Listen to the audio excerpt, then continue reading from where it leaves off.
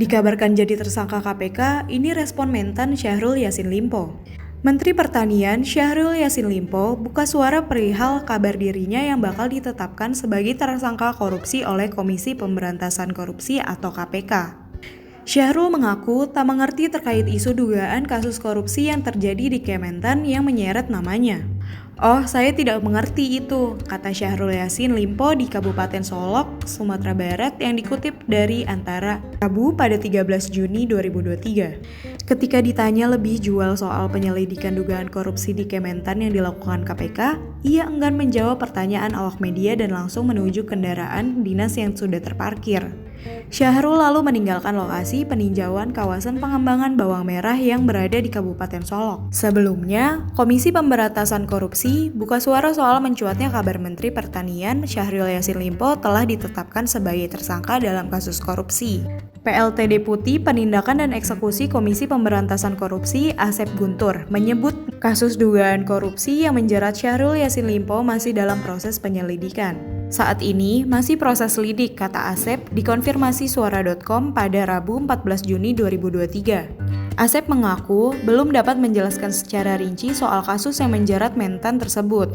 "Mohon maaf, belum ada yang bisa kami sampaikan ya, mohon bersabarnya," ujarnya. Sementara itu, sumber Suara.com di internal KPK menyebut lembaga anti korupsi melakukan ekspos kasus korupsi yang melibatkan seorang menteri aktif. "Memang kemarin ada ekspos, lalu hasilnya disebut menteri aktif jadi tersangka," kata sumber Suara.com. Namun demikian, dia menyebut surat perintah penyidikan atau sprindik belum diterbitkan. "Sprindiknya sih belum terbit," ujarnya. Kabar jadi tersangka.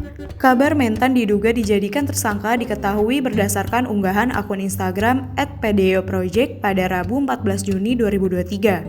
Dalam informasi terbatas, itu disebutkan bahwa SYL atau Syahrul Yassin Limpo selaku Menteri Pertanian 2019-2024 bersama dengan KSD Sekjen Kementerian Pertanian 2021 sampai dengan sekarang dan HTA Direktur Pupuk Pestisida 2020 hingga 2022 Direktur Alat Mesin Pertanian tahun 2023 telah melakukan perbuatan tindak pidana korupsi atau TPK, tulis akun tersebut.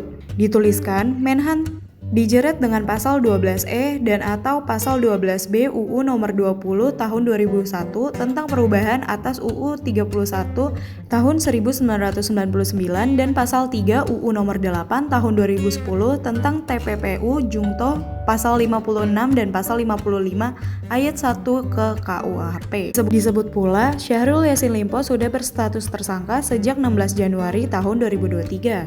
Rencana penetapan SYL sebagai tersangka itu disebut sudah mendapat persetujuan pimpinan KPK ACC Sidik sesuai kesimpulan. Segera naik sidik dengan 3 TSK, bunyi perintah yang tercantum dalam informasi tersebut, tulis akun @pdeoproject.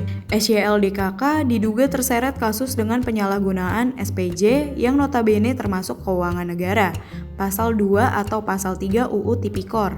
Selain itu, Menteri dan Partai Nasdem itu diduga terlibat dari kasus gratifikasi, suap menyuap, pembantuan bersama-sama, perbuatan berlanjut, penggabungan beberapa perkara, dan lain-lain.